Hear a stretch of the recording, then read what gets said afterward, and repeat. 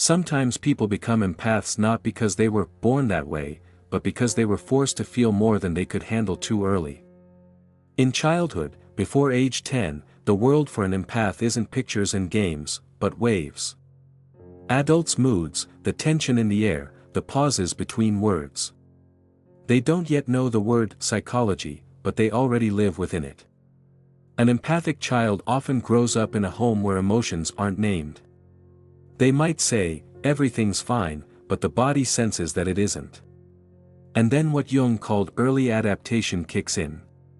The child begins to read, guess, and adapt. Not out of cunning. Out of survival instinct. Their focus is always on others, not themselves. Until age 10, an empath rarely throws a tantrum, for no reason. Their tears aren't about a toy. They're about overload.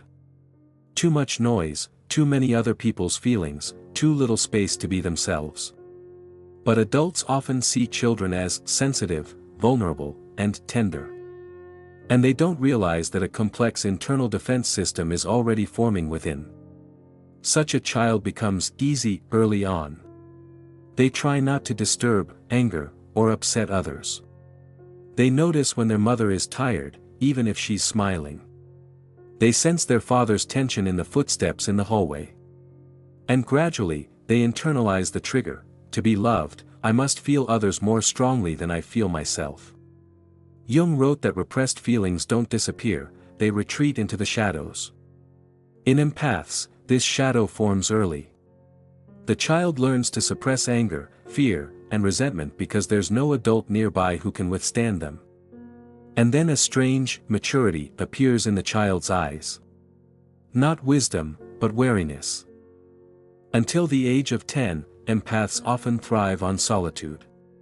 Not because they don't like people, but because the silence is free of other people's influences.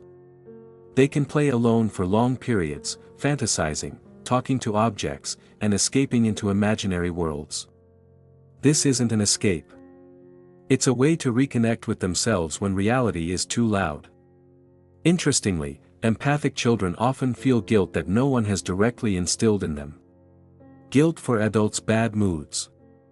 For conflicts. For their mother's tears. Their psyche makes a simple but dangerous connection: if things are bad around me, it means I'm feeling or doing something wrong. This is how an early sense of responsibility for other people's lives is born. But this childhood also contains a gift. Empaths understand depth early on. They notice what others don't see.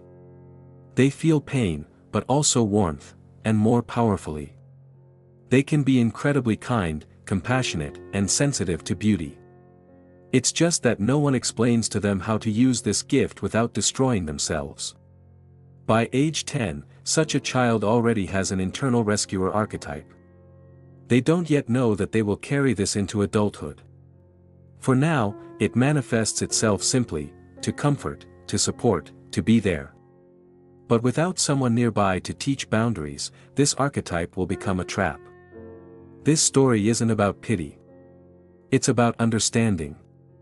If you recognize yourself in these lines, it means much of your adult sensitivity began when you were little and very attentive to the world. And perhaps the first step to healing is not to fix yourself, but to finally see that child and tell them everything was fine with you. You just learned to feel too early. And so this child continues to grow, but their inner age seems to freeze somewhere between 7 and 9. Outside, there's school, rules, be like everyone else. Inside, there's a constant scanning: who's upset, who's tense, where it's dangerous to be yourself. The empath doesn't yet understand that this is a skill. They think everyone lives this way. And so they remain silent about what matters most: themselves. At this age, it's especially noticeable how empaths confuse love and anxiety. If there's peace around them, they feel uneasy. If someone is suffering, they feel needed. Thus, the psyche reinforces an ancient trigger: connection through pain. Unconsciously, very early, almost innocently. But it is this very trigger that will later attract difficult people and situations. An empathic child often feels different. Not worse, but as if from another dimension. They may be called a dreamer, too serious, too quiet. And they get used to hiding their depths to avoid rejection.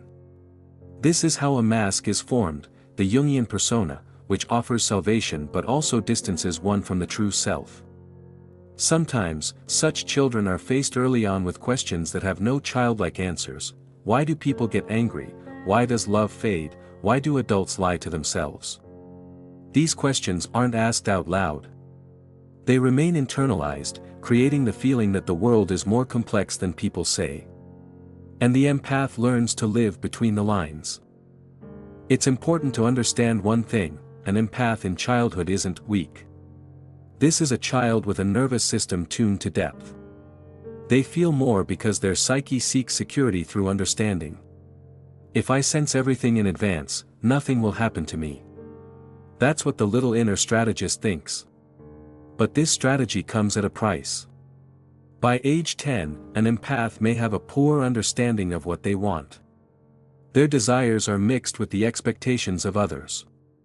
They easily give in, easily adapt, easily get lost.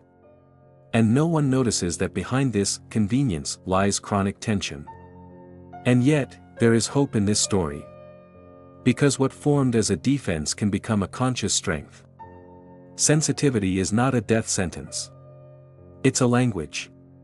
It's just that in childhood, no one translated it from pain to awareness. If you look at this text and feel a response, perhaps your path is not about becoming less sensitive, but about finally learning to feel as attentively as you once felt the entire world. If these words suddenly touched something quiet inside, not necessarily pain, perhaps light, it means you hear deeper than you think. In moments like these, it's especially important not to be alone.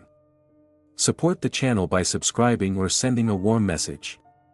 Your response is a living energy that gives birth to new stories for those who sense the world more subtly.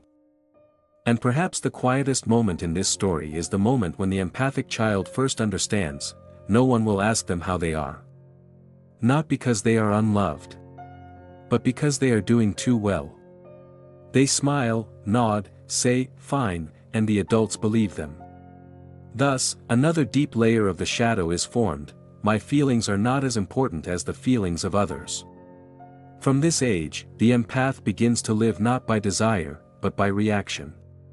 Someone is upset, they brace themselves. Someone is happy, they relax. Their inner compass is tuned outward. Jung would call this a loss of contact with the self. But in childhood, this simply looks like a constant readiness to be there, to be useful, to be needed. Sometimes such a child seems too mature for their age. They reason beyond their years, console, give advice. And no one notices the paradox: the child who supports adults is themselves left without support. Their strength is born from emptiness, not from fullness. The fear of being a burden emerges early on within the empath. They're afraid to ask, afraid to interfere, afraid of taking up too much space. They even experience joy quietly, as if apologizing. This isn't modesty. It's a survival skill in a world where there wasn't always room for their feelings. But it's at this age, before 10, that something else is also laid down. Deep intuition. The ability to sense falsehood. The ability to see a person as a whole, not just by roles. An empathic child may not know the words, but they already sense archetypes: the wounded, the shadow, the child, the rescuer. They simply live among them. And if even one adult nearby is able to say, "You have the right to feel," a quiet miracle happens inside. The child stops holding everything to themselves. They begin to breathe. Sometimes, just one such look is enough for their entire life to unfold differently. This text isn't about the past for the sake of the past. It's about how many adult empaths still live by the same rules they learned at age 7. Be comfortable. Feel for everyone. Keep quiet about yourself. And the first step to change begins not with struggle, but with recognition. If you weren't heard back then, that doesn't mean there was anything wrong with you. This means you were too attuned to the harsh world. And now your task is not to harden yourself, but to reclaim your right to be alive. And somewhere deep inside, that very moment remains, difficult to remember but easy to feel. When you were little and suddenly realized, it's better to feel others than to feel yourself. This decision wasn't conscious, it happened with the body. To shrink. To listen. To become attentive. Thus, an empath ceases to be a child and becomes a function, a mirror in which other people's states are reflected. Until the age of 10, this seems normal. You don't know any other way. You don't know that you can be angry and not be bad. That you can be sad and not destroy love. These feelings fade into the shadows, but the shadow, according to Jung, doesn't disappear, it bides its time. And often this time comes in adulthood, suddenly and painfully. A child empath rarely protests loudly. Their protest is quiet. They can get sick, tired, withdraw, retreat into fantasies. The body begins to speak instead of words. Because words were not heard. This is not weakness. It is a language that has become accessible. Sometimes such children react very strongly to injustice, even if it doesn't directly affect them. They feel another's pain as their own. And this creates an internal conflict. The world hurts, but you can't turn away. This is how an early weariness with life is born, the kind that's hard to explain when you're only 8. But herein lies the key. The empath's sensitivity isn't a failure of the system. It's an invitation to depth. The problem only begins when this depth has to be born alone. Without words. Without support. Without understanding what's happening to you. If now, reading this, you suddenly feel warmth or sadness, it's no coincidence. This is the response of the child who still waits to be seen without expectations and roles. Not as convenient. Not as strong. But as alive. And perhaps the most important thing you can do today is to return internally to that age before 10, and ask a simple question that no one asked back then: what about you? Sometimes it is with this question that a new, more caring life for an empath begins. And the ending of this story is about return. Because an empath doesn't have the task of becoming a different person. Their path is to remember themselves before sensitivity became an obligation. That child, before the age of 10, still lives inside. They still hear the world as keenly, still sense pauses, glances, unspoken things.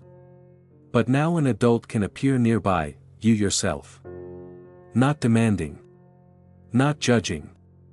Capable of withstanding their anger, fear, fatigue, tears.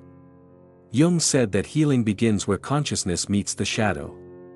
For an empath, the shadow is not cruelty, but the right not to always be kind. The right not to save. The right to feel yourself first. And when this right is finally granted, sensitivity ceases to be a burden and becomes a support. At some point, you notice, the world no longer needs to be constantly scanned. You can breathe out. You cannot guess.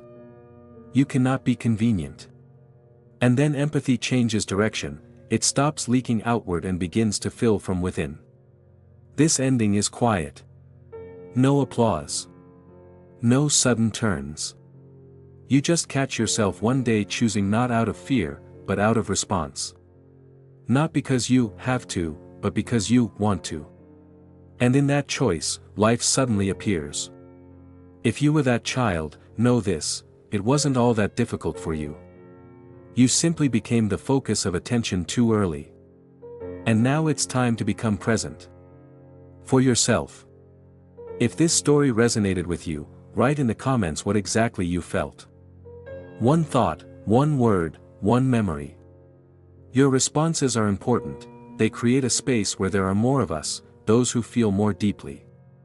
Support the channel with likes and subscriptions. Thanks for watching.